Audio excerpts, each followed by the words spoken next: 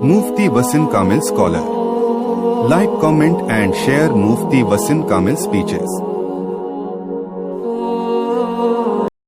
سورہ حجر ربما یود الذین کفروا لو کانوا مسلمین. اس آیت کے اندر موت اور حشر کے بعد جب اللہ تبارک و تعالی مسلمانوں کو جنت میں مقامات دے گے اور کافروں کو جہنم میں عذاب ملے گا، تو ہر دن کسی خاص کفر کی وجہ سے ان کے عذاب میں ترقی ہوتی رہے گی کافروں میں. تو وہ کافر لوگ جب ایسا دیکھ رہے ہوں گے کہ روز نہ روز ہمارے عذاب بڑھتا جا رہا ہے، تو یہ تمنا کریں گے کاش کہ ہم مسلمان ہو جاتے تو کتنا اچھا ہوتا کہ آج ہم اس عذاب سے بچ جاتے. تو اللہ تعالیٰ نے اس آیت کے اندر کفار کی تمنا کا ذکر کیا گیا کہ وہ مسلمان ہونے کی تمنا کریں، لیکن انہوں نے دنیا میں تو بہت سارے قرائن کو، شواہد کو اپنے آنکھوں سے دیکھا، لیکن پھر بھی وہ اسلام کے اندر داخل نہیں ہوئے. اس کے بعد میں اِنَّا نَحْنُ نَزَّلْنَا الذِّكْرَ وَإِنَّا لَهُ لَحَافِظُونَ. اللہ رب العزت نے اس آیت کے اندر فرمایا کہ قرآن مجید ہم نے نازل کیا ہے. اللہ نے قرآن کو نازل کیا اور اللہ نے نازل کیا ہے تو اللہ ہی اس کی حفاظت بھی کرے گا. قرآن کی حفاظت اللہ کرے گا.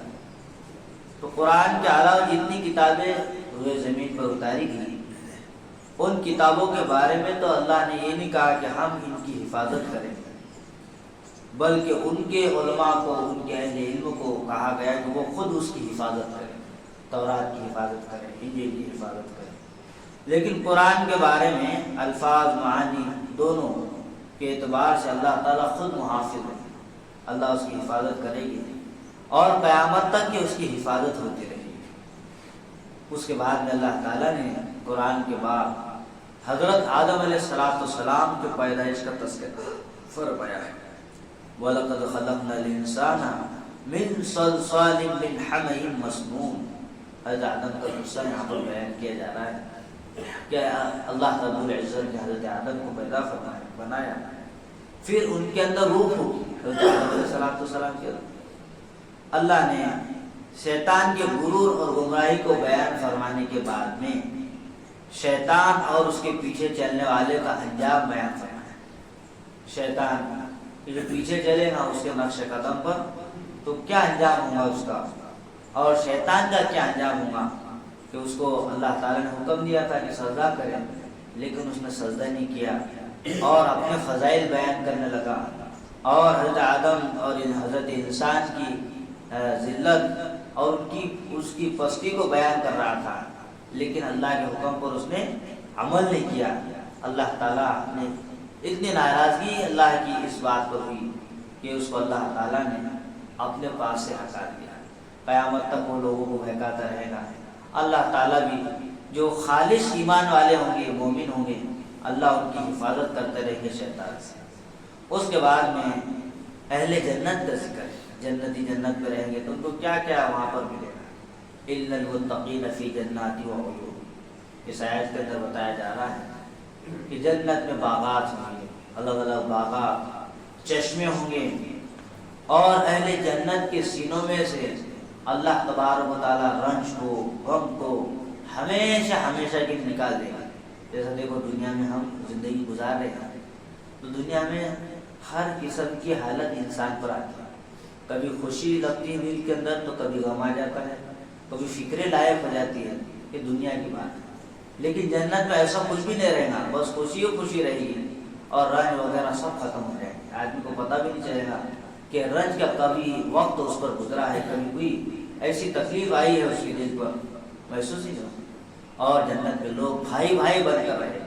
دنیا میں تو کچھ نہ کچھ رنجشیں ہو جاتی ہے، کچھ نہ کچھ ایسے واقعات پیش آ جاتے ہیں جس کی وجہ سے لوگوں کے اندر تفریق پڑ جاتی ہے، فرق آ جاتا ہے. لیکن جنت میں ایسا نہیں ہوگا، بلکہ سب لوگ بھائی بھائی بن کر رہیں گے. پھر اللہ تعالیٰ نے حضرت ابراہیم علیہ السلام کا تذکرہ فرمایا اور ان کے مہمانوں کا تذکرہ ہوا کہ ان کے مہمان جو فرشتے آئے تھے، تو وہ کیوں آئے تھے فرشتے؟ اس لیے آئے تھے کہ حضرت ابراہیم کو بیٹے کی خوشخبری دینا چاہتے تھے کہ اللہ تعالیٰ آپ کو بیٹا دینے والے ہیں، اور دوسرا اس لیے بھی آئے تھے وہ کہ قوم لوط پر عذاب کو لانے کے لیے بھی اللہ تعالیٰ نے ان کو بھیجا تھا۔ اس کے بعد میں اصحاب حجر وَلَقَدْ كَذَّبَ أَصْحَابُ الْحِجْرِ الْمُرْسَلِينَ، وادی حجر میں قوم سمود آباد تھی، ایک وادی ہے وادی حجر، وہاں پر قوم سمود رہتے تھے، یعنی قوم سمود کی جو لوگ تھے وہاں پر رہتے تھے۔ اللہ نے حضرت صالح علیہ السلام کو ان کے لیے پیغمبر بنا کر کے بھیجا، نبی بنا کر کے بھیجا، تو انہوں نے اپنی قوم کو دعوت دی کہ دیکھو اللہ ایک ہے، اللہ کی عبادت کرو، لیکن قوم نے جھٹلا دیا، نبی کی بات نہیں مانی قوم، اور اللہ تعالیٰ نے اس قوم کو ایک ہیبت ناک آواز میں ایک ایسی خطرناک چیخ آئی جس کے ذریعے سے ہلاکت برپا۔ ہم بھی گھروں کے اندر دیکھتے ہیں، کبھی جو ہے بچے کھیلتے رہتے ہیں اور اچانک سب جنے شور کرنے لگے تو انسان کو تکلیف ہوتی ہے اور کانوں کو تکلیف ہوتی ہے اور وہ بے چین ہو جاتا ہے۔ تو اللہ تعالیٰ کی عذاب ایسی خطرناک چیزیں قوموں نے سنی جس کی وجہ سے ہلاک اور برباد ہوئی۔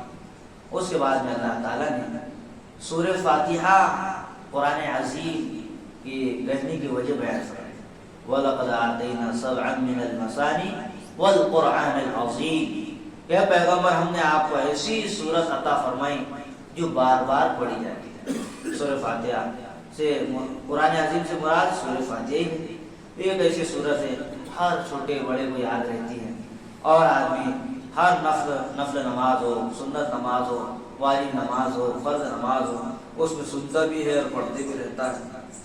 تو اللہ تعالیٰ نے بتایا کہ 7 آیتیں، سبع کے معنی 7، یہ 7 آیتیں ہیں، اور جو پورے قرآن میں کے مضامین جو قرآن میں بیان کی گئے ہیں ان کا خلاصہ نچوڑ سورہ فاتحہ ہے، ان سب کا خلاصہ سورہ فاتحہ پورے قرآن کا۔ کیسا خلاصہ ہے اس میں اللہ تعالیٰ نے توحید کو بیان کیا، رسالت کو بیان کیا، قیامت کو بیان کیا، احکامات کو بیان کیے گئے، ماننے نہیں ماننے والوں کا تذکرہ ہوا، پورا خلاصہ اس کے اندر آ گیا۔ اس کے بعد میں اعلان تبلیغ کا حکم، اس کا تذکرہ ہوا، فاصدع بما تؤمر واعرض عن المشرکین۔ قرآن کے اندر اللہ فرما رہے ہیں کہ نبی کریم صلی اللہ علیہ وسلم اور صحابہ کرام پوشیدہ طور پر عبادت کرتے تھے، پہلے نبی بھی اور صحابہ بھی چھپکے چھپکے عبادت کرتے تھے۔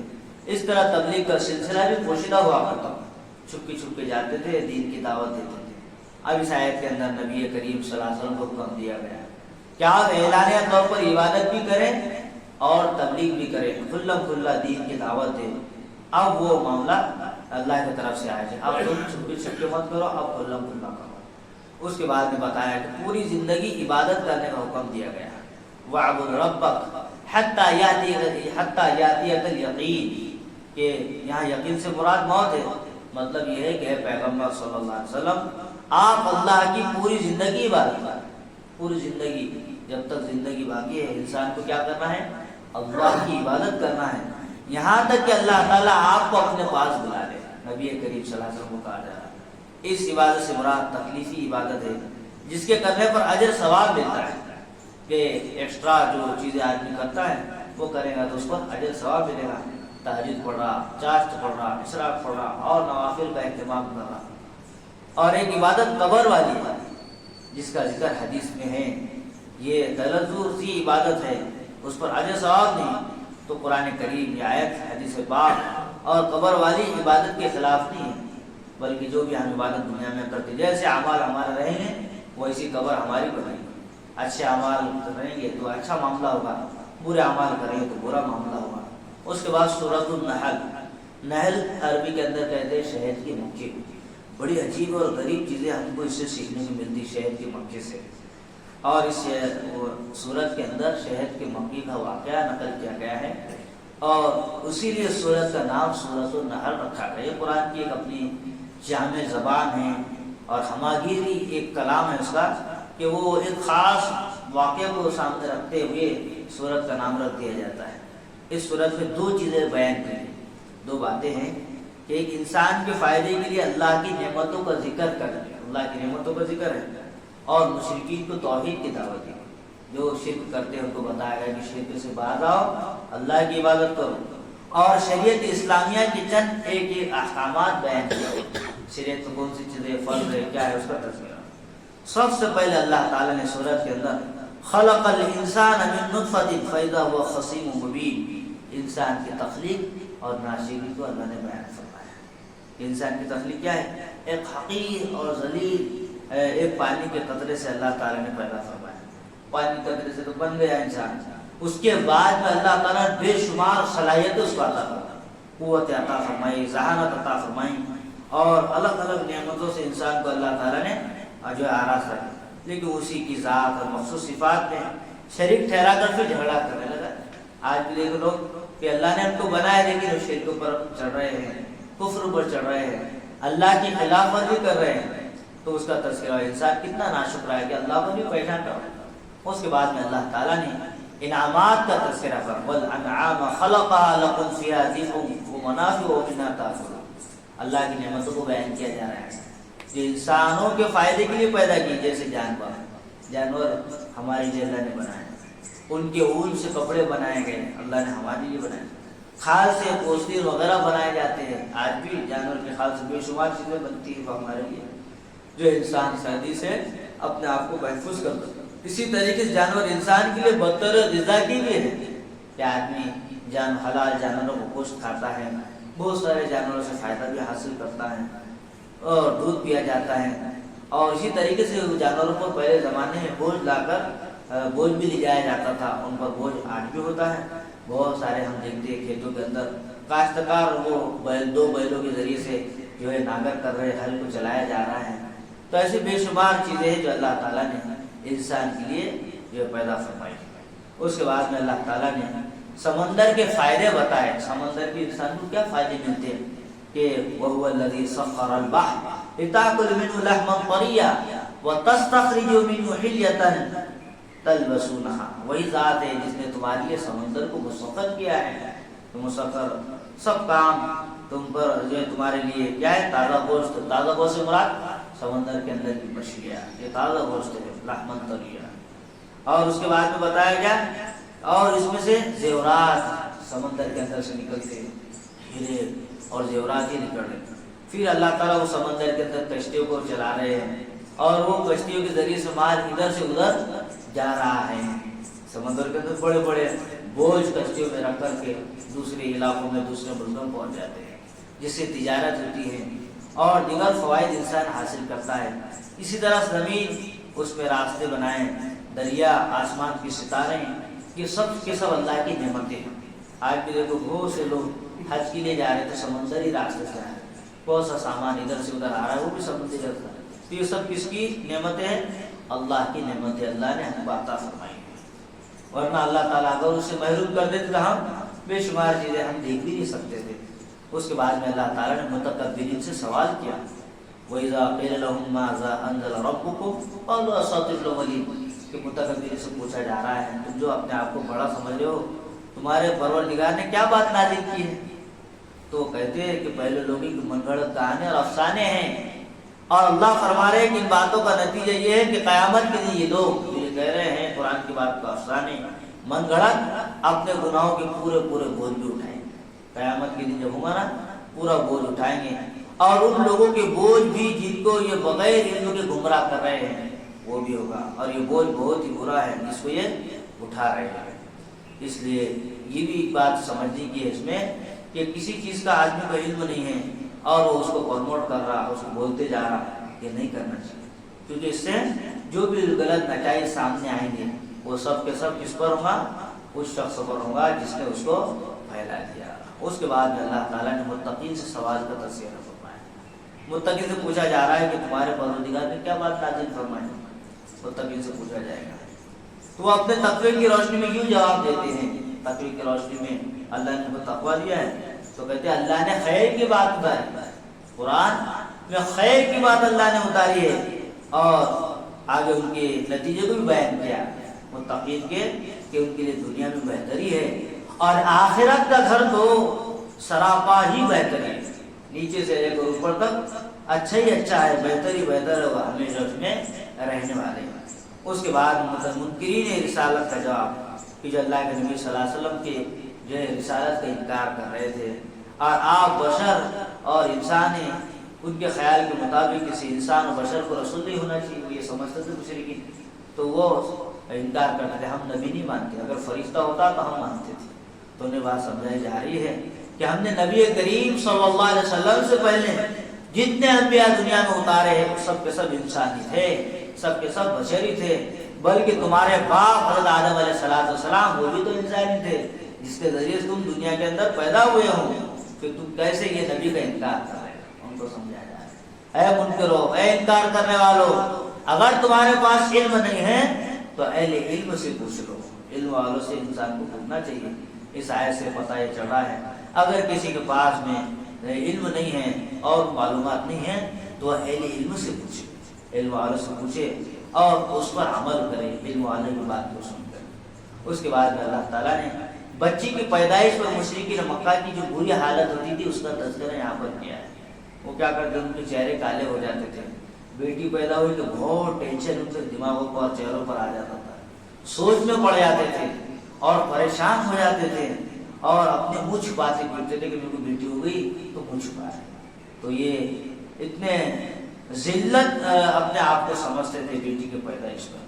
تو ان کو کہا گیا یہ کتنا برا فیصلہ ہے جو کر رہے ہیں، کہ اگر یہ بیٹی نہ پیدا ہوتی تو یہ تو خود لڑکے ہیں، تو اگر یہ بیٹی نہ رہتی تو یہ بھی پیدا نہ ہوتے، یہ تو انہی کے ذریعے سے دنیا میں آئے ہیں، پھر اس کو منحوس کیوں سمجھتے ہیں؟ کیا وہ اپنی ماں کو بھی منحوس سمجھتے ہیں؟ کیا وہ اپنے ساتھ ہونے والی بیوی کو بھی منحوس سمجھتے ہیں جس کے ساتھ میں وہ پوری زندگی گزار رہے ہیں؟ پھر اس کو کیوں منحوس نہیں سمجھتے جب وہ اپنی بیٹی کو منحوس سمجھتے ہیں؟ تو یہ کہا گیا ان کی اس کی مذمت بیان کی قرآن میں کہ بیٹی تو سراف اور رحمت ہے، اور وہ اپنے باپ کی آنکھوں کی ٹھنڈک ہوتی ہے، اور قدم قدم پر وہ اپنے باپ کے لیے سہارا بنتی ہے اور اس کو دلاسا دیتی ہے۔ تو اللہ کے نبی صلی اللہ علیہ وسلم کو اللہ نے 4 بیٹی عطا فرمائی، اور آپ نے اپنی بیٹیوں سے بڑی محبت کے ساتھ شفقت کے ساتھ میں پیش آئے، پوری امت کو آپ نے سبق دے دیا کہ کس طریقے سے اپنی بیٹی کے ساتھ میں رہنا۔ اللہ کے نبی کتنا ادب کرتے تھے بیٹیوں کا۔ ایک مرتبہ حضرت فاطمہ رضی اللہ تعالیٰ عنہ اللہ کے نبی بیٹھے ہوئے آئے تو فوراً آپ نے اپنی چادر نکال کر کے اس پر چادر پر اپنی بیٹی کو بٹھا دیا۔ ایسی ہی حضرت اپنی رضائی بہن ان کی آئی، شیمہ رضی اللہ عنہ، اللہ کے نبی کی رضائی بہن تھی، حضرت حلیمہ سعدیہ کی بیٹی، وہ آئی اپنی بہن، فوراً اپنی بہن کو دیکھ کر کے اللہ کے نبی صلی اللہ علیہ وسلم کھڑے ہو گئے اور اپنی چادر کو نکال کر اس چادر پر بٹھا دیا۔ حلیمہ سعدیہ رضی اللہ تعالیٰ ایک مرتبہ آئی، آپ نے ایسا اکرام کیا خواتین کا، اپنی بیٹیوں کا، اپنی بہن کا، اپنی ماں کا، اس طریقے سے اکرام انسان کو کرنا چاہیے۔ اس کے بعد میں اللہ تعالیٰ نے انعامات کا تذکرہ فرمایا کہ دیکھو یہ انعامات الگ الگ قسم کے پھل ہوں گے جنت کے اندر، اور انگور ہوں گے، کھجور ہوں گے، کہ جن کو لوگ بولیں گے تو وہی چیزیں جو دنیا میں کھاتے تھے، لیکن اس کا مزہ الگ الگ رہے گا، اپنے آ کے جیسا وہ نہیں رہے گا، مشروب پینے کو دیا جائے گا، اور یہ پاکیزہ رزق اللہ کی طرف سے جنتی لوگوں کو ملے گا۔ اس کے بعد میں بتایا جا رہا ہے علم غیب اللہ کی ذات کا خاصہ ہے، کہ آگے کیا ہونے والا ہے اللہ کو معلوم ہے، کل کیا ہوگا اللہ کو معلوم ہے، کوئی کسی کو کچھ بتا نہیں سکتا۔ اسی طریقے سے عرض اعمال کل قیامت کے دن ہر امت میں سے ان پر انہی میں سے گواہ کو لایا جائے گا، تو اس نے جو دنیا میں عمل کیا، کفر پر بھی گواہ ہوں گے، اہل ایمان پر بھی گواہ، اور نیک اعمال پر بھی گواہ۔ اس کے بعد میں اللہ تعالیٰ نے جامع ترین آیت کا بیان کیا جو ہم آیت سنتے رہتے بار بار، ان اللہ یأمر بالعدل والإحسان وإیتاء ذی القربى وینہی عن الفحشاء والمنکر والبغی یعظکم لعلکم تذکرون۔ اتنی جامع آیت ہے یہ، اگر یہ آیت پر آدمی غور فکر کر دے تو پورے مسائل معاشرے کے حل ہو جائے، ایسی جامع آیت ہے۔ 3 چیزوں کا حکم دیا جا رہا ہے، 3 چیزوں سے منع کیا جا رہا ہے۔ 6 باتیں۔ نمبر 1، اللہ انصاف کرنے، بھلائی کرنے، رشتہ داروں کو ان کے حقوق دینے کا حکم دے رہے ہیں۔ انصاف کرو، بھلائی کرو، اچھے کام کرو، قریبی رشتہ داروں کے حق کو ادا کرو، ان کے حق کو ضائع مت کرو۔ اور اس کے بعد بتایا جا رہا ہے کہ بے حیائی سے، بدی سے، برے کاموں سے، ظلم سے، زیادتی کرنے سے اللہ تعالیٰ منع فرما ہے۔ کتنے مرتبہ آدمی 50 سال سے آیت سن رہا، لیکن ہم اس آیت پر 50 سال سے سن رہے ہیں کہ ان 6 باتوں پر کبھی ہمارا عمل ہوا؟ 3 پر ہم نے 3 کو چھوڑے اور 3 کو پکڑے، کچھ بھی نہیں ہوا، بلکہ ہم یہ سمجھتے ہیں جیسی آیت آتی تو ہم سمجھ جاتے ہیں کہ اب خطبہ ختم ہونے والا، اٹھ جاؤ، یہ سمجھتے ہیں مجھ سے. یہ نہیں سمجھنا ہے خطبہ تو ختم ہو کر کے رہے گا، لیکن اس میں جو 6 باتیں جو بیان کی جا رہی اس پر غور فکر کرو، اس کو اپنی زندگی میں لانا. اگر یہ آ گئی اپنی زندگی کے اندر تو گویا کہ ہم نے تمام چیزوں کو ہمارے لیے عمل کرنا آسان ہو جائے گا. اس کے بعد میں اللہ تعالیٰ نے اسلام کے سب سے پہلے شہداء جنہوں نے اپنی جان کے نذرانے دیے، اسلام کے اولین وقت تھا، بڑے حالات آئے مسلمانوں پر، صحابہ پر بڑی پریشانیاں آئیں، بڑی آزمائشیں آئیں، تو یہ حضرت عمار رضی اللہ عنہ شہید ہوئے، حضرت یاسر شہید ہوئے، حضرت سمیہ رضی اللہ عنہا جن کو کافروں نے جو ہے قتل کر دیا تھا، اور کفار نے انہیں گرفتار بھی کر کے کہا یا تو کفر اختیار کر لو یا تو قتل. لیکن وہ صحابہ تھے. یاسر رضی اللہ عنہ کیا کرے، کلمہ کفر نہیں کہا اور کہا رخصت چھوڑ کر عزیمت پر عمل کر کے جامع شہادت نوش کروائی. چاہتے تھے اپنی جان کو بچانے کے لیے کر سکتے تھے، لیکن ایسا نہیں کیے. تو یہ صحابہ تھے جنہوں نے اپنی جان کے نذرانے دیے، جامع شہادت نوش کیے. سب سے اولین شہید ہے جنہوں نے اسلام کی خاطر، اسلام پر عمل کرنے کے لیے اپنی جان کو اللہ کے راستے میں دے دیا.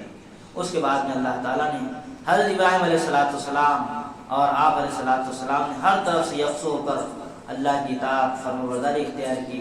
اللہ نے جو نعمتیں دی رکھی تھی اس کو شکر کرتے رہے، اس کا تذکرہ کیا گیا. آخر میں دعوت دین کے طریقے بتائے گئے، جہاں پر یہ 14 پارہ ختم ہو رہا ہے اس میں بتایا گیا کہ دین کی دعوت دینے کے لیے کیا کیا ہونا چاہیے انسان.